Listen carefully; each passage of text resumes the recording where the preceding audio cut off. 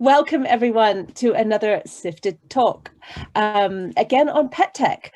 And this time we're looking at, IoT devices, so pet trackers, pet health monitors, and looking a little bit about what it means to build a completely new category like this, and also what implications it's going to have for a number of different sectors, from healthcare and insurance are the ones that particularly come to mind. And we've got a great panel. I am so pleased to have a really kind of great range of people to talk to about this. So we have representing the tracker companies. So we have Michael Hernaus of Tractive, which is a sort of GPS-based tracker, featured recently in the pack, which I think, Michael, am I right in saying it's an Amazon Prime show, which is about pet owners and their dogs going around the world, sort of taking up challenges, and all the dogs are tracked using this Tractive tracker. So that was a very good piece of PR work there. And then a different kind of tracker is from PitPat and Verity Batchelder, who is co-founder and non-executive director of the company. So no, sorry. You're not a co-founder. I'm not a co-founder. I'm a non-executive director. I apologize, but you are a non-executive director. And PitPat kind of comes at the tracking from a slightly different point of view. I think you guys are going in similar directions, and we'll get to that in a minute. But it's a lot about monitoring the activity levels of pets, and we know that pets are have become very obese. I was just looking at sort of more than 50% of dogs in the UK are now overweight. So there's clearly a problem, and so PitPat is very much working to try to solve that side, get the pets up and running a little bit more. And then talking about sort of some of the kind of bigger issues. So I'm very pleased that we have Cyril Ebersweiler from SOSV, sorry. And now, for full disclosure's sake, I have to say that Cyril is not currently investing, unless there's something you haven't told me, Cyril, but not investing in a tracker company. But we've asked him to come talk about this because actually tracker company investors are pretty thin on the ground for reasons which will become clear soon. But Cyril was an early investor in PetCube, which was this sort of pet camera monitor that, owners could watch their pets while they were at work and interact with them. And this was really category breaking in sort of 2012 when they launched, and they had to do quite a lot of that kind of heavy lifting to create something completely new. And I think some of those problems are similar. And SOSV, if you don't know it, is kind of the VC to go to for hardware. So all those kind of headaches about building a hardware product are things that I'm hoping we can speak about a little bit. And then finally, but not least, Heidi Elomar, who is a veterinarian. And I think she actually has a dog sleeping at her feet at the moment. We saw him a little bit earlier, but he seems to have gone to sleep. And she also works for If Pet Insurance. So she's really looking at this kind of whole issue of insuring pets, trying to figure out sort of pet healthcare issues. When we had a preliminary chat, Heidi was telling me that, pet insurance is just really tricky in the Scandinavian region, in the Nordic region. A lot of pets are insured, but it's just not a very profitable business. And so there's this constant question about how do you make that system work a little bit better. And so I'm really interested to know whether trackers might be part of that. So anyway, a long introduction to the panel, but I wanted to give you a sense of why everybody is here and a brief sense of the way that the conversation will go. And I do need to take a minute to sort of also thank our sponsor. So the reason that we're able to put these talks on is because we are supported in this instance by Purina Accelerator Labs, who've just finished running their first Unleashed Accelerator cohort. So that ran until the end of December, and where they kind of helped, I think it was 6 companies in Europe, kind of take their business ideas forward. And now they're going to be recruiting for their next cohort, which I believe the applications for that, close in February. So it's worth checking out if you are running a pet tech related startup. That can be a really good program for you to get involved in. So I would say check that out. And then just a little bit of housekeeping in terms of we've already had a couple of interesting questions in from the audience, but we would love to have more. So if you're running a pet tech company and you think there's something that you would you're dying to ask. Verity, Michael, Heidi, Cyril, you know, just make sure that you you put it into the chat, and I will try to include as many of those as we go. So I think that's kind of all the administrative stuff done. And just in case, yes, I forgot to introduce myself as well. So I'm Maya Palmer, and I've been a journalist at Sifted for since it started, really. And have become very interested in this kind of idea of creating communities, and pet tech is one of them. So that's why we wanted to run this sort of 6-month project. It's been going for a couple of months now, and it's a series of talks. And we also have a newsletter that you can sign up to at unleashed.sifted.eu, where you can catch up on kind of all the news. And the idea is that we sort of really try to bring people into conversation with each other who are working in pet tech, because it's a kind of niche community that can really benefit from everyone kind of knowing each other better. Anyway, so there we go. Why don't we begin? And I would love to begin really by just maybe with Michael and then Verity, is just to tell us, set the scene by telling us just a little bit more about the trackers. So I'll start with you, Michael, just in terms of you're coming at this, you know, the Tractive Tracker is a GPS-based tracker. It was, you originally made it to help people find their lost, you know, dogs or cats.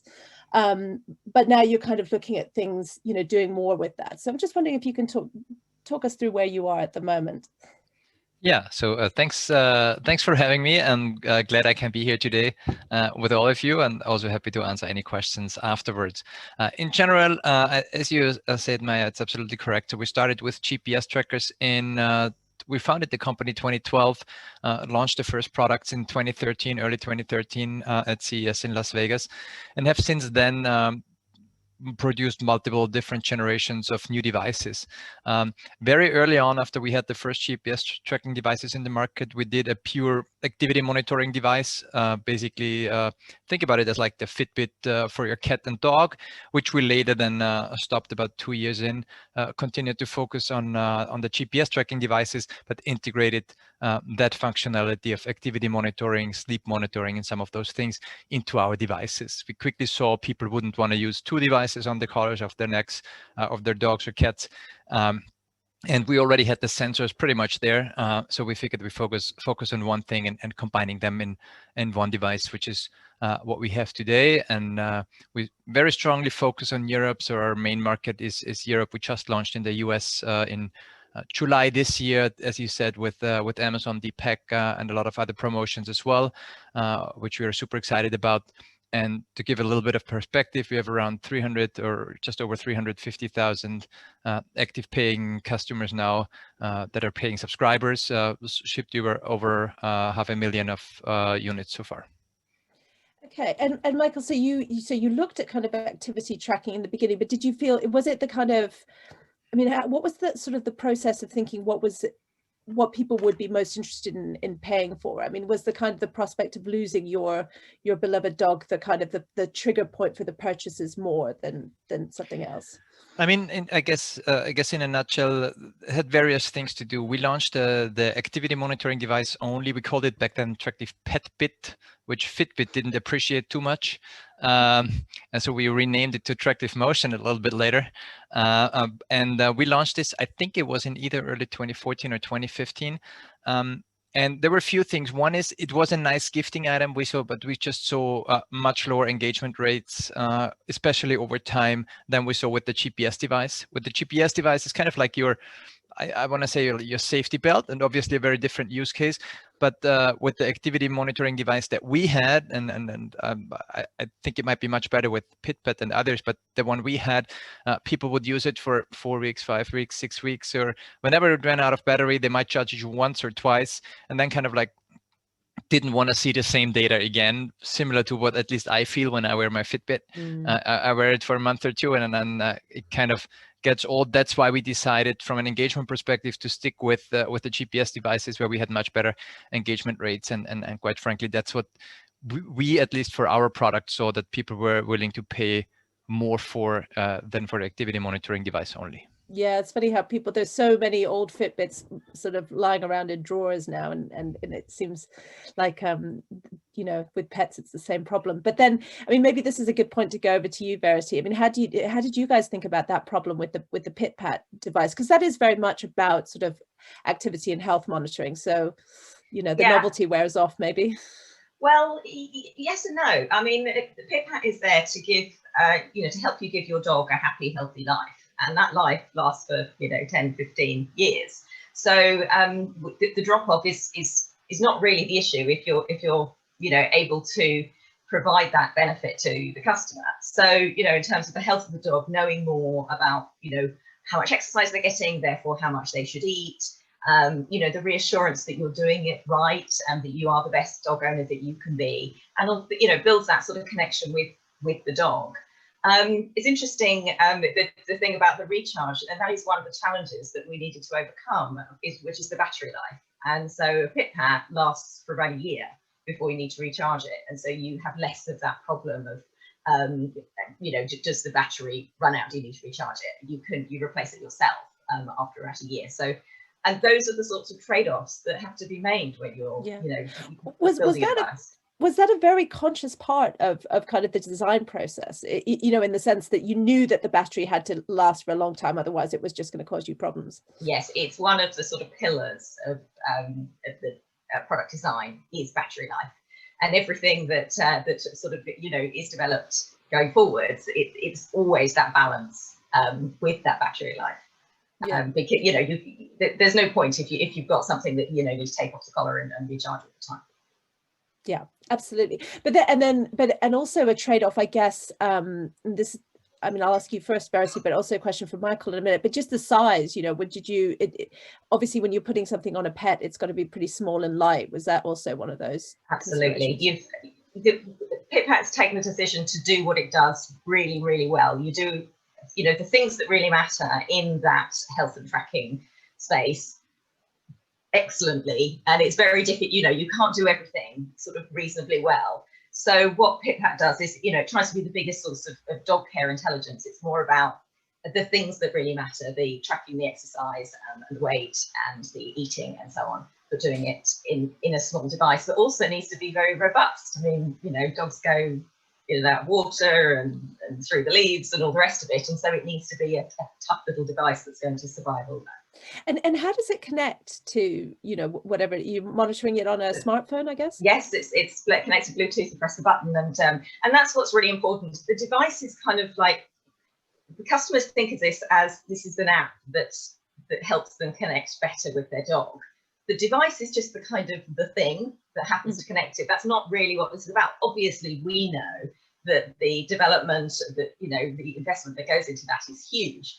But from a customer point of view, the device is just really, you know, a little thing that sits on a collar. Okay, and yeah, and so, but it's kind of Bluetooth connected, or, you know? Yeah. Yes, that's okay. right. Yeah, so it's a more kind of near range thing, but you know. Yes, so you press the button. You know, you have your phone next to the dog, and you have that, we call it the PitPat moment. You have that lovely moment where you press the button and you go, oh, you're such a good boy. Yeah. Okay. Achieved your exercise goal. Nice. Excellent. Okay, so maybe now might be a good moment to bring Heidi in here, and because I just want to ask you, as a sort of vet, like, what's your view on these? I mean, in the beginning, I kind of referenced this, you know, the obesity epidemic that our pets are suffering from and stuff. And are you sort of seeing that these kind of devices are useful, or are they changing anything in the way that, you know, pet owners are behaving and looking after their pets? Yes, I think they are lovely things for the owners to have to follow their dog's behavior and the weight and eating. But I'm a little bit worried that maybe those people buy these things that are anyway taking good care of their pets.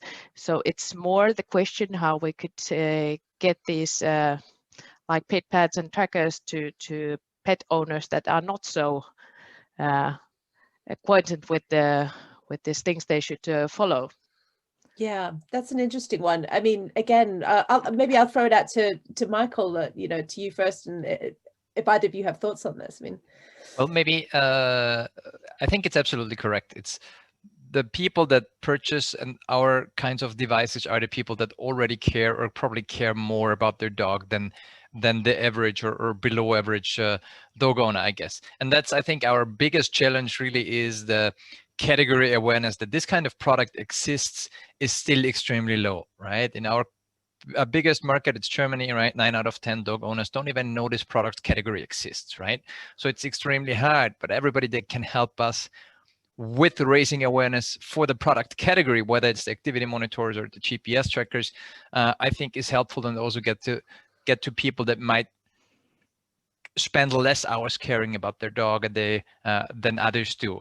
So it's all about awareness that this product category exists. And quite frankly, if you have a dog, most people do care about the dogs, right? And they do want to do, in general, they do want to do good. And if we can tell them better what to eat, how much calories they've burned, and all those kinds of things in an easy, simple to understand way to make sure that they actually know whether they're doing everything right. I think once you can do that, it's going to be helpful. Yeah, and Verity, you guys, I mean, Pit-Pat recently partnered with, I think, the Dogs Trust, which was all around sort of this kind of awareness raising, and more general awareness raising, am I right? Absolutely, yes. We feel very strongly that, you know, I couldn't agree with Michael more. I mean, it's very much about, we are building a category together.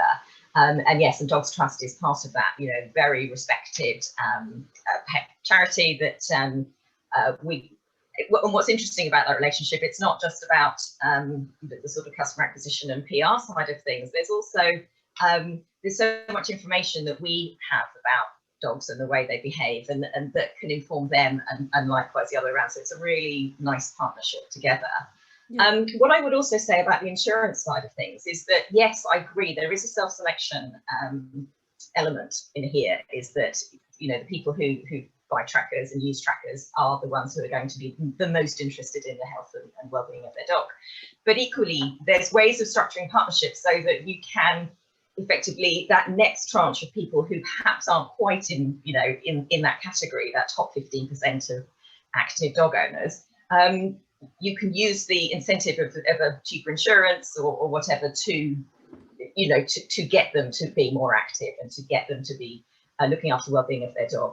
And that Purina's study, you know, we've discussed, 50% of owners of dogs are overweight or obese. And so if there's things that we can do as a category builder to improve that, then that's what our responsibility is. And Heidi, what do you feel? You know, I mean, come back on this, but, you know, will the insurance industry, or are you already looking at kind of whether you can sort of incentivize people to be better dog owners? And yes, we are very into this, and we have brought the remote veterinarian, and now we are bringing a completely new Gecko Compass app to our customers to follow the dog's health, and keeping a journal and adding vet advices there, and that this is completely new thing in the whole world. And now I think it's been around 3 years that I participated. We had a big project in Finland called Tech for Dogs, and this was one subject there. And they did questioned 700 to 800 people, and they all were most interested in these trackers and advices that you can follow your pet's activity and health. So I'm very, very keen to have this kind of technology as the next one for our insurance company's customer. And now I'm talking whole Nordic countries to then keep them, like you Verity said, that it could be a little bit cheaper for our customers, and that they share the data with us when the data is good enough. I see a lot of possibilities here. Yeah. Okay. And now I think this might be a good moment to bring Cyril in here, because, I mean, give us the sort of the VC perspective on this, because I feel like, you know, there's this kind of great movement going on, you know, that the insurance industry could work together with these trackers. We could get this sort of thing, but we're still in this, what we've referenced a few times is, you know, we're building a category. This is still really new. You know, the awareness is not quite there, all of those sort of things. I mean, do you have any thoughts in terms of, you know, what could help here? You went through this teething trouble with PetCube. They became quite successful. They did sell a lot of devices, but I know from speaking to the founders that wasn't an easy journey, right?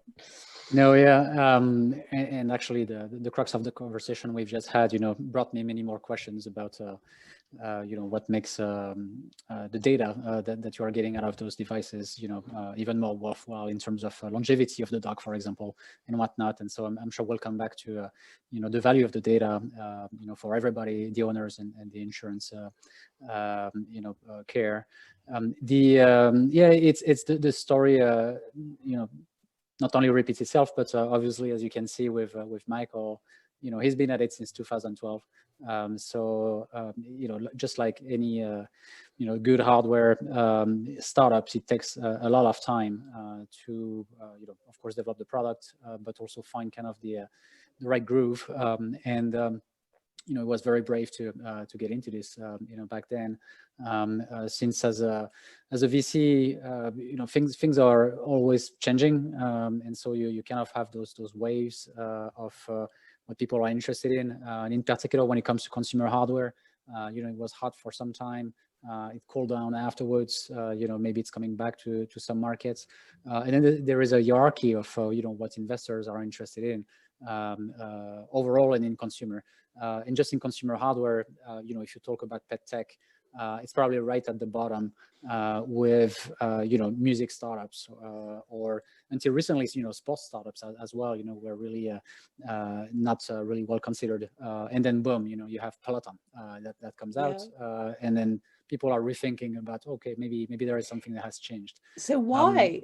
I mean, sorry to interrupt, but why is pet tech so lowly rated by VCs at the moment? Again, I think it's a trend, and it's a technology and a convergence of what people are willing to pay for, and also kind of getting the trailblazer in proving that you can actually build not only $100 million business, but what investors are after are $1 billion businesses, and in particular today, as you can see with hundreds of those being built. Why would people invest into this software company versus go through the grind? And so what's interesting, I think, today here is that you can you start to see kind of convergence of data about what could be a great investment in terms of market.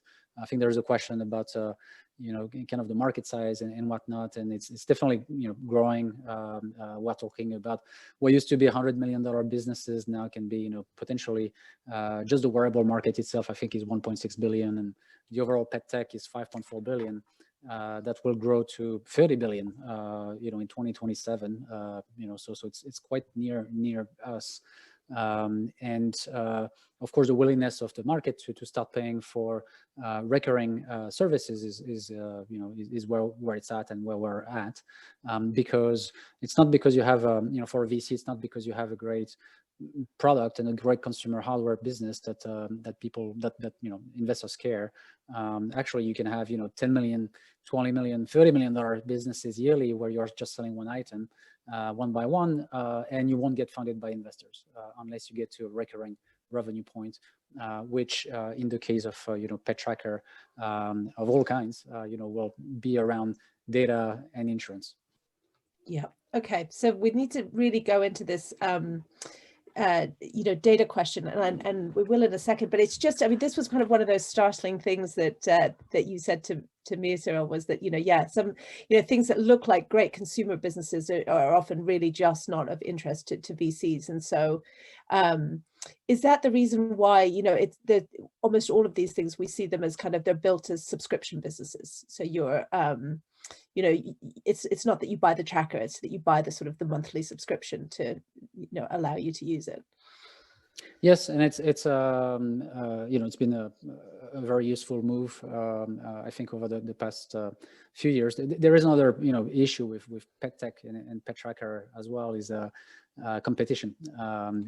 There is a lot of offering out there of all kinds, and that's also the difficulty, I think, for consumers to realize, okay, what's the best one, and then for investors to kind of maybe wait for which one might be the winner at the end of the day and heavily finance it. and so they will rather prefer have someone who has figured out how to monetize some of the services. But really, if you look at medical devices for humans, they are also following the kind of the same trend. You will think that wellness products slash medical devices are actually better suited for investors on the VC side of things, but it's actually they are going through the same grind of okay, we were into wellness and we were tracking something on the body, but it wasn't proved by data, and slowly but surely kind of see either because of the market itself, the competition, or the investors, that people are driving themselves through, oh, okay, now we need to be medical grade in order to make a claim, and in order to be reimbursed by insurance, or in order to convince the consumer, or in order to have a moat or barrier to entry for competitors, and therefore it becomes an investment that is actually worthwhile. And they are not there yet as well. I think it's those investments have been made like 5 years ago, 4 years ago. Again, there is not one that you can point at being like super duper successful yet, but it's coming, and I think people will care maybe more sometimes than themselves about their pets, and so that's why it's kind of to me an interesting market and a bright market. And it's not only the trackers, of course, it's everything else surrounding it, as an ecosystem, from the cameras, free tracking of all kinds. There will be lots of innovation upcoming here.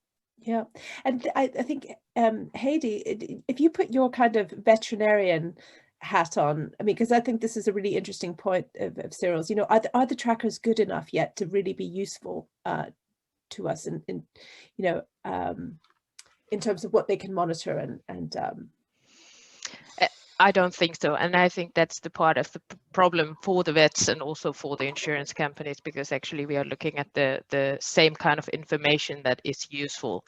And now one challenge is that we have like Chihuahua or a Great Dane, so that the size is multiple for the bigger one. And if we think like a completely normal thing for the human medicine, blood pressure measuring, there isn't any good, accurate, non-invasive way to measure a blood pressure from a dog. And if there would be, there aren't any reference values for all of these different breeds.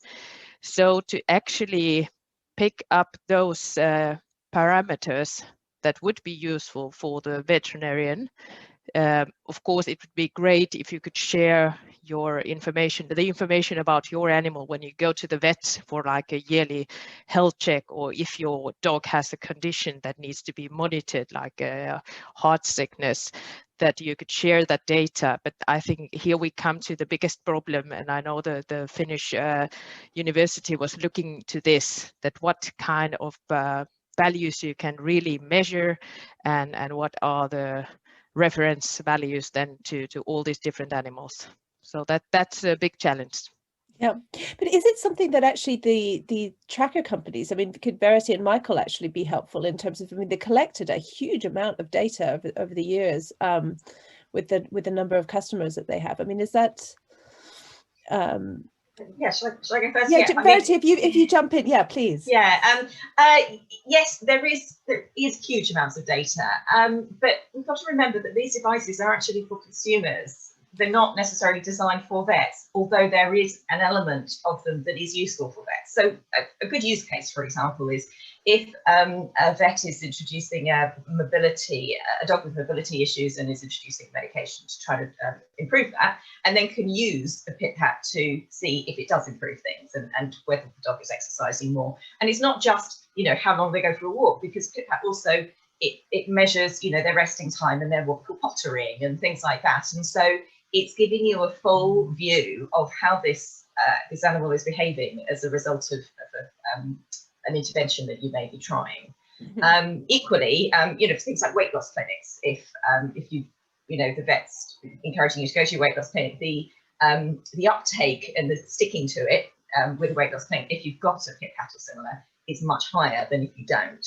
And so those are really the cases. It's not necessarily, you know, right down to the sort of the heart monitoring and things like that in the same way that a, you know, perhaps a Fitbit is. It's a different device.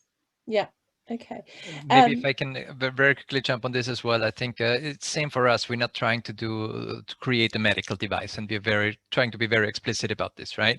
We're gonna one thing that we have is based on the amount of data that we have from so many customers, is we know how active an average beagle is with 7 years old, and we can benchmark you and can tell you like your dog is like more active or less active.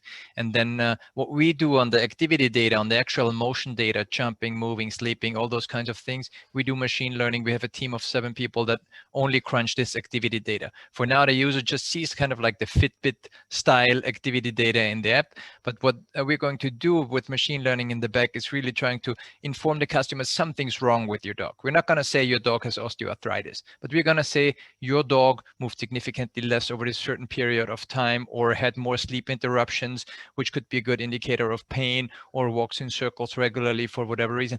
So we try to tell the user, hey, maybe it's a good time to go to the vet with your dog or your cat, because something's different and something just doesn't match, rather than be a medical device. But I think there's a huge opportunity for creating a medical device startup for the pet world, because all the pharma companies, the pharmaceutical companies, the big ones, they're not getting it, right? They don't want to touch devices. They don't want to own devices. I'm not saying they don't get it. They know they need it, but they don't want to build hardware. They don't want to do it in-house, or they can't do it in-house. And there's, quite frankly, I don't think there's, I don't know many startups in the pet health, dog health, or specifically also cat health, where there's a huge opportunity, I think, startups that do that.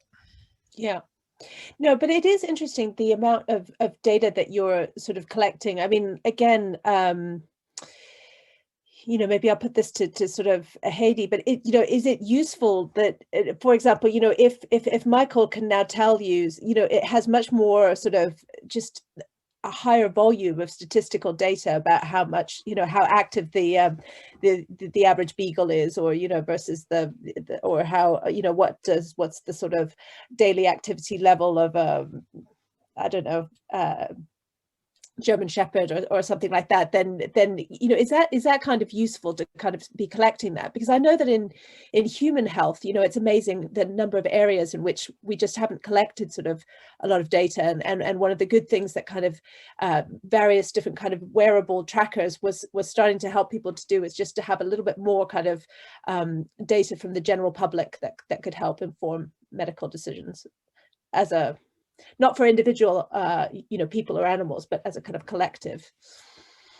Yes, I think what Michael said, that sounds very good, that you can that the device can tell to the owner if the dogs has started moving a little bit less in a certain period.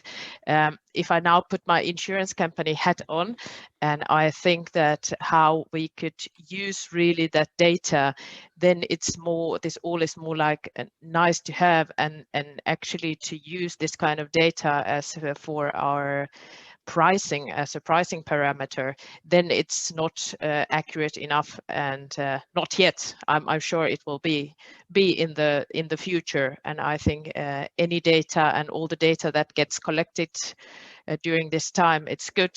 And I would guess if we would now offer this to our customers for like 10% cheaper, we could have much healthier and happier and more moving animals. And that's, of course, it's a good thing, and I hope that would then save the visits to the vet, and especially for the animal, because it's never nice to be sick and go to the vet.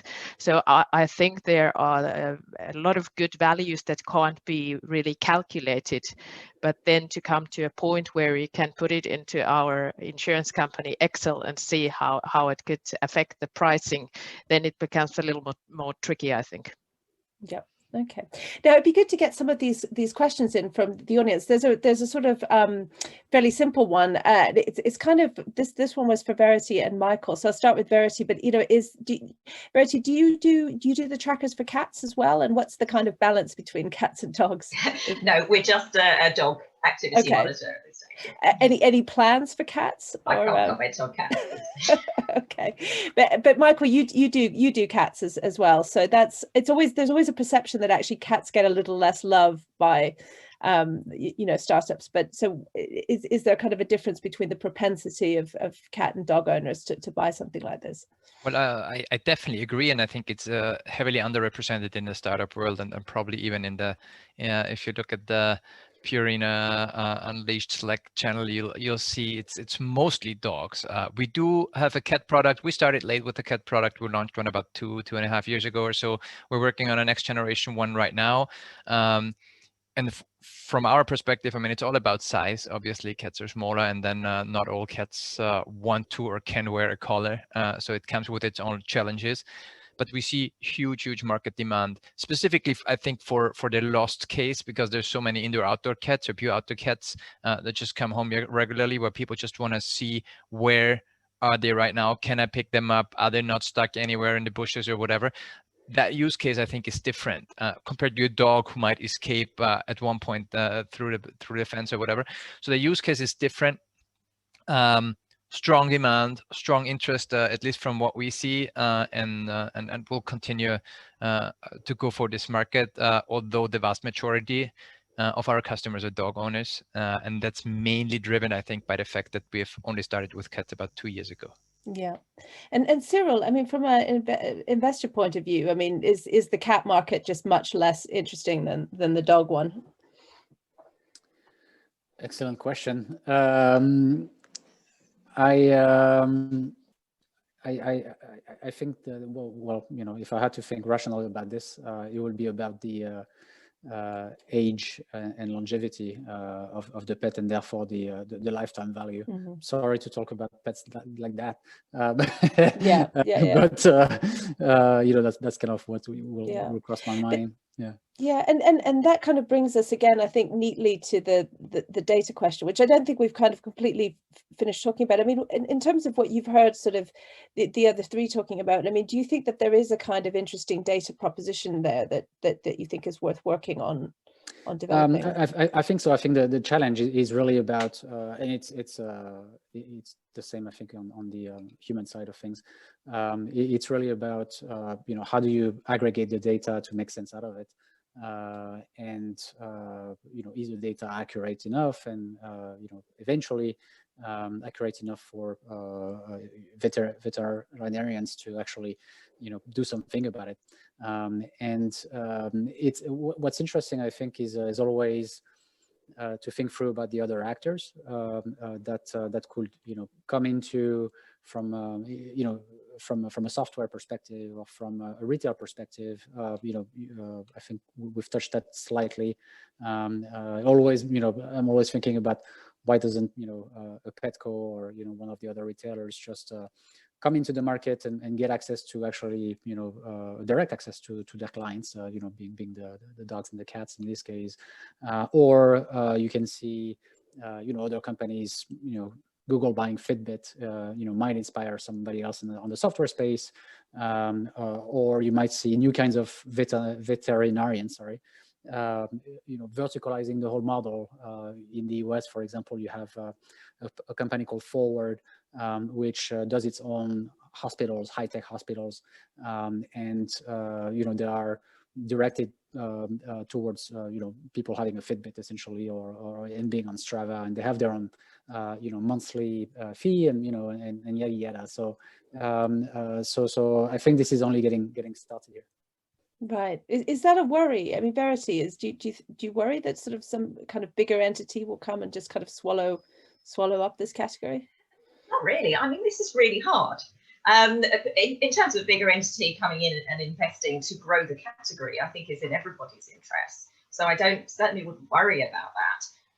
But developing, as I'm sure Michael would agree, developing this sort of technology is hard. It's expensive. It takes a long time. It takes a lot of effort. It's very complicated.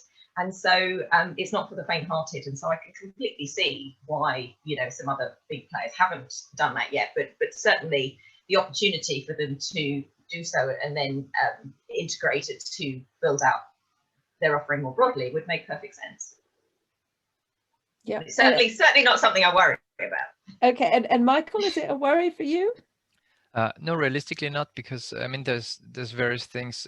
First of all, there's quite a few large players that have tried to get into this market and were not successful there, whether that's Xiaomi or Samsung and or some of the bigger mobile operators that try to do those kind of devices. I think I can only speak for the category of devices that we do, which is cellular connected devices and the GPS trackers.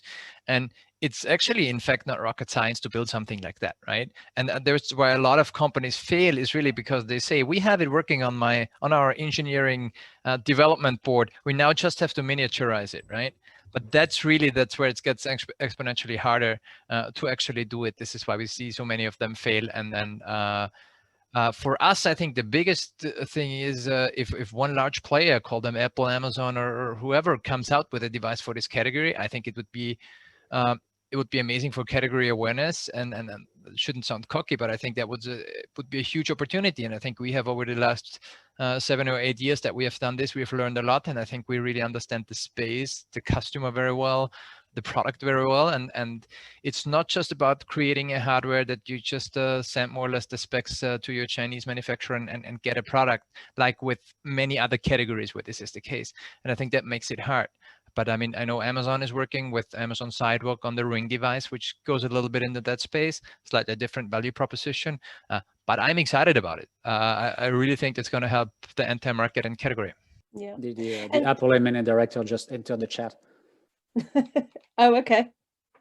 Well, if there are any any comments there, we'll gladly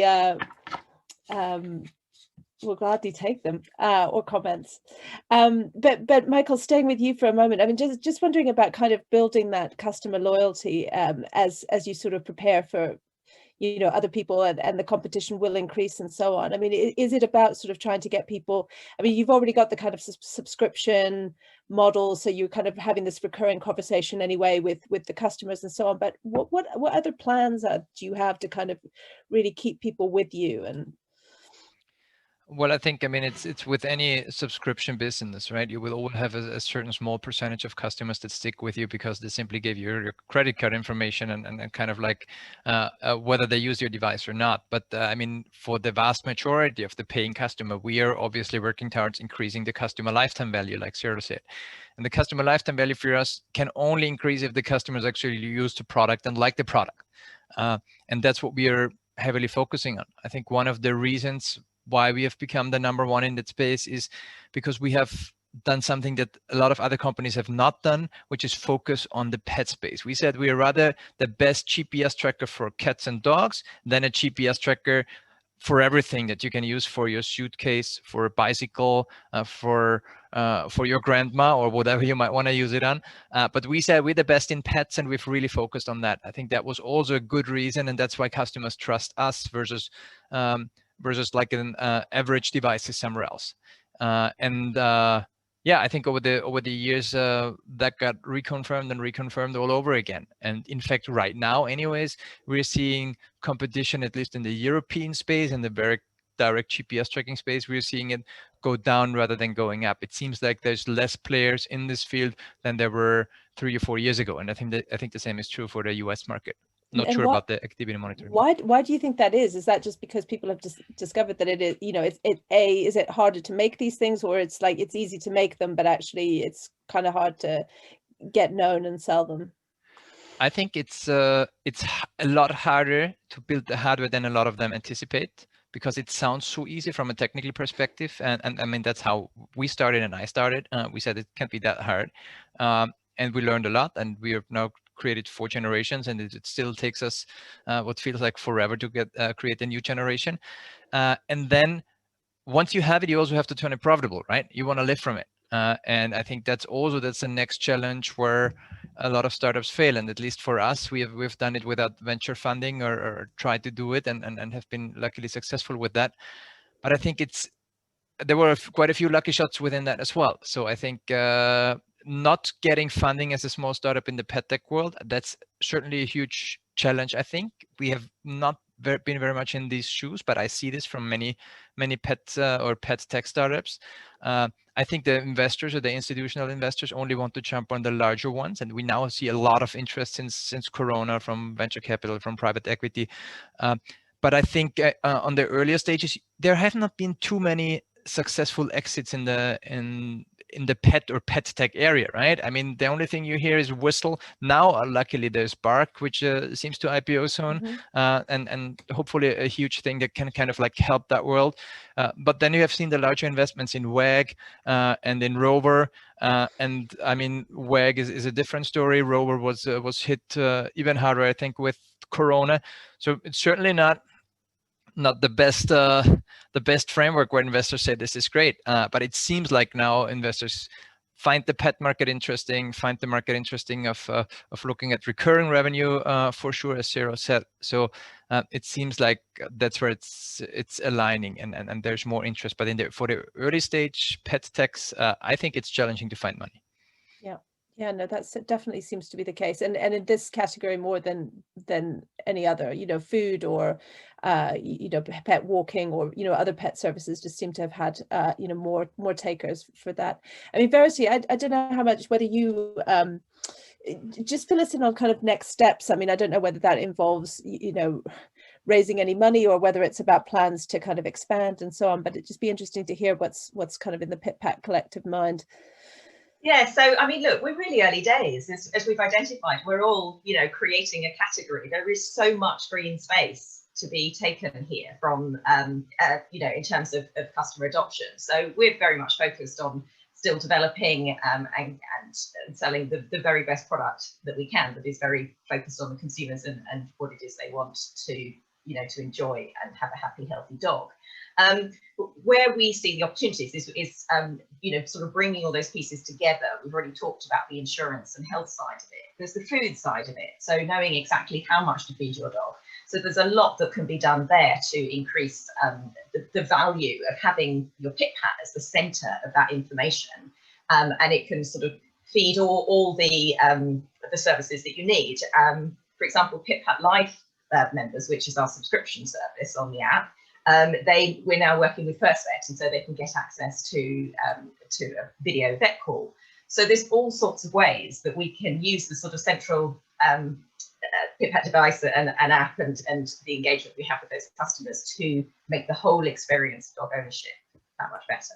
Yeah, it's interesting. There's this kind of we actually talked about this on the first Sifted Pet Tech talk. It just about kind of how the central aim about a really sort of successful business with longevity is to become that kind of that everything, the hub for all your interactions, right? So but you want to become the kind of Spotify of pet tech. You want to become the thing that just everybody has in their phone and becomes the way that they kind of do any sort of interaction in that category. But the question I have about that, and this is kind of something I'm going to throw out to all of them, but I might go to Heidi, because it just feels like, well, who do you think is going to own this relationship? I mean, do you think it would be the insurance company? Is it going to be the device owner, or might it be, or some, big existing incumbent pet products owner that wants to get into this space? I mean, is there kind of going to be a battle about who's going to be that central point? Yeah, I think that's a really, really good and a really tricky question also. Who should own all this data then that comes then out of it? And like Cyril said, that there are still some issues how to know what's the most important data and how it should be valued. I think, yes, our business is the insuring the animals. So actually we don't need to own the data. We just need to get it through the customership, and then we can use it and value it in our own way. But that's a good question. So it sounds to me like you could very easily, collaborate with someone like, PitPat or Tractive or whichever one. Yes. Yes. No conflict of interest in the data.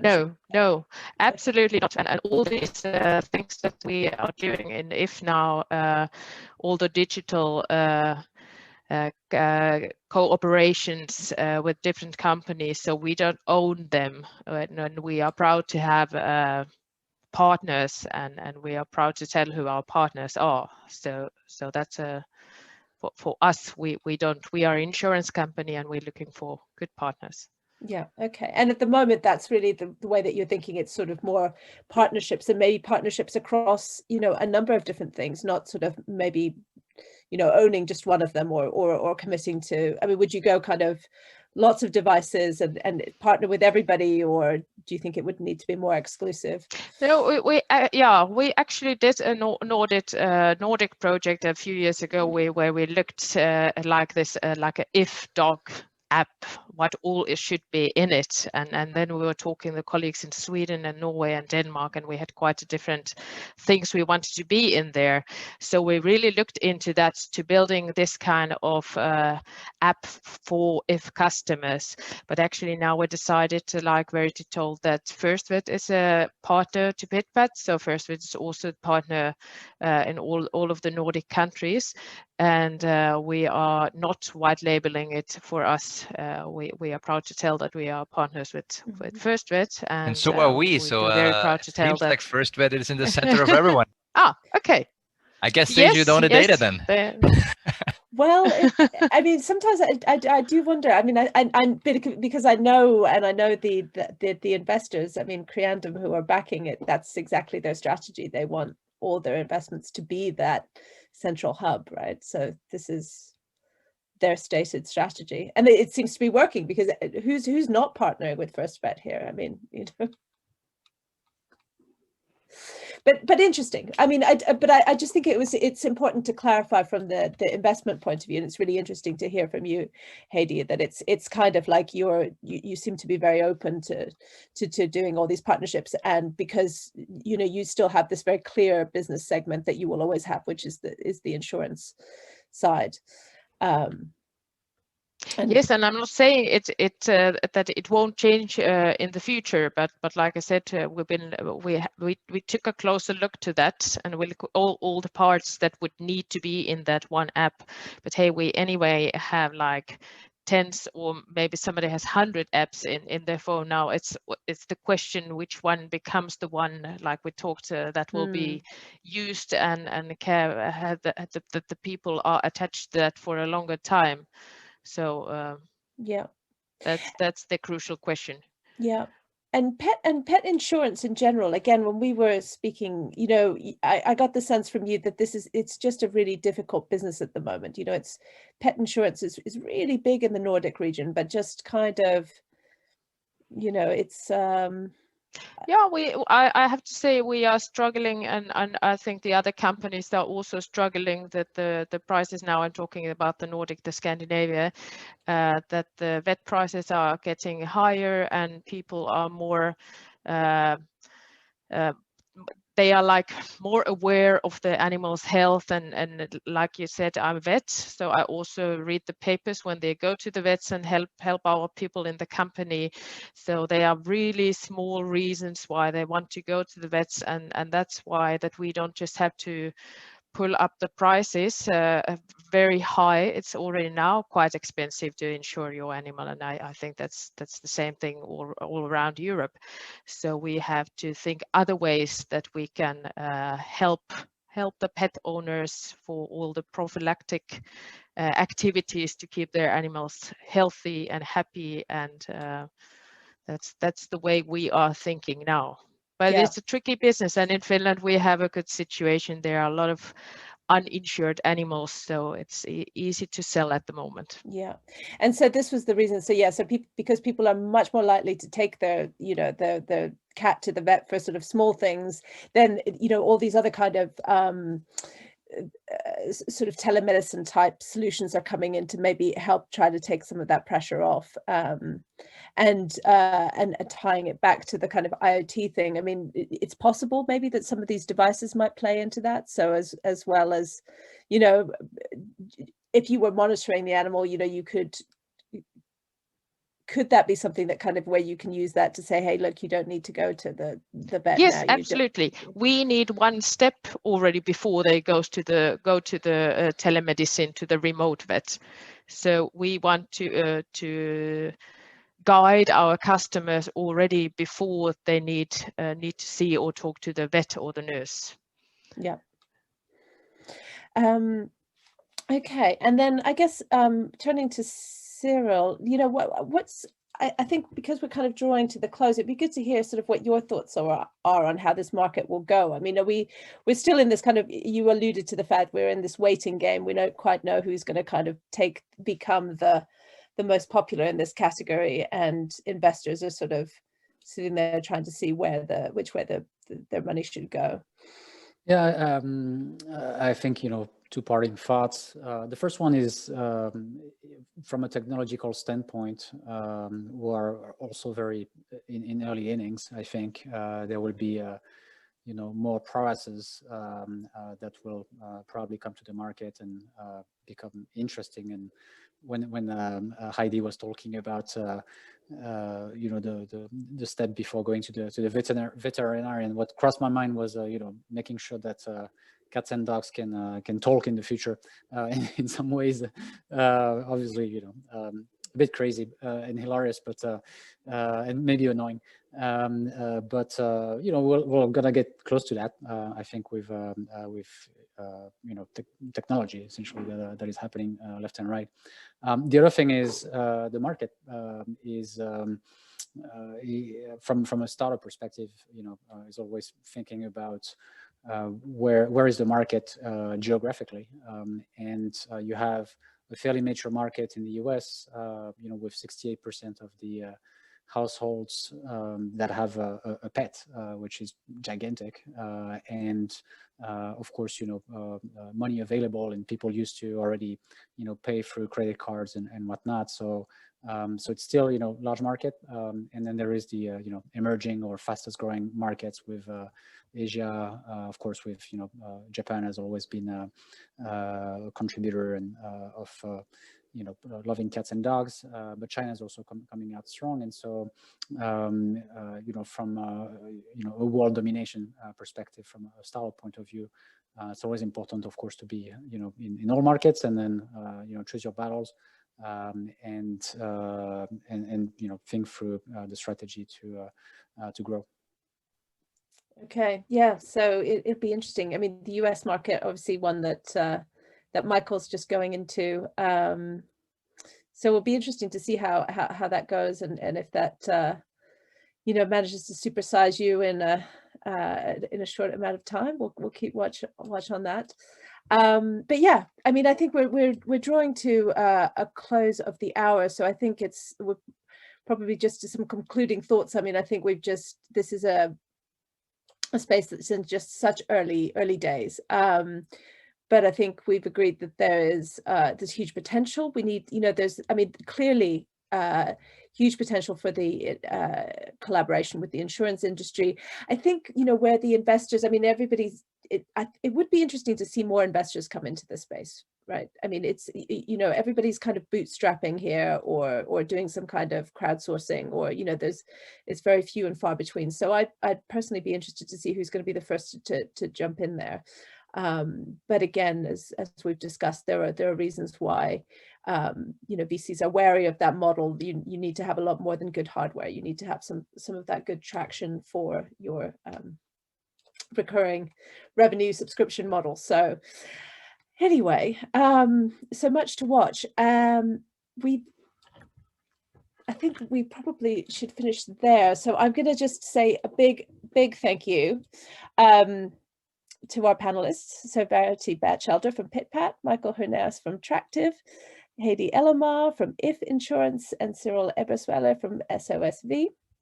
Thanks very much for kind of sharing those thoughts and kind of batting around some themes. And what I would also say is, if you came in halfway through and missed part of this, we've recorded the discussion, and we're going to be posting this on the Sifted website. So come and check that out if you want to see it. We'll also summarize some of the main points. We have the monthly Pet Tech newsletter where this will go. So if you are keen to kind of keep up with all developments, I really would encourage you to sign up at unleashed.sifted.eu.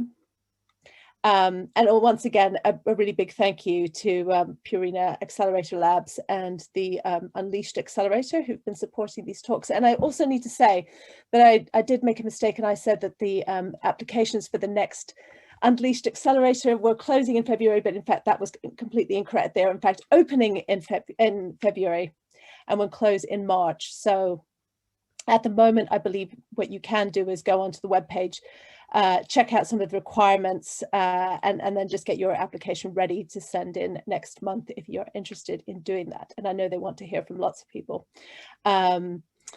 So yes, apologies if we didn't get to kind of as many of the questions as we wanted, as you might have wanted, but I think, you know, it's a topic we'll hopefully return to, and we'll try to be covering it in the future also in our kind of Sifted Pet Tech coverage. But we're at 5 o'clock. Thank you very much. I know that everybody's always very zoomed out and we don't want to kind of keep your eyeballs hurting for too much longer. So we'll leave it there. There's been a great audience.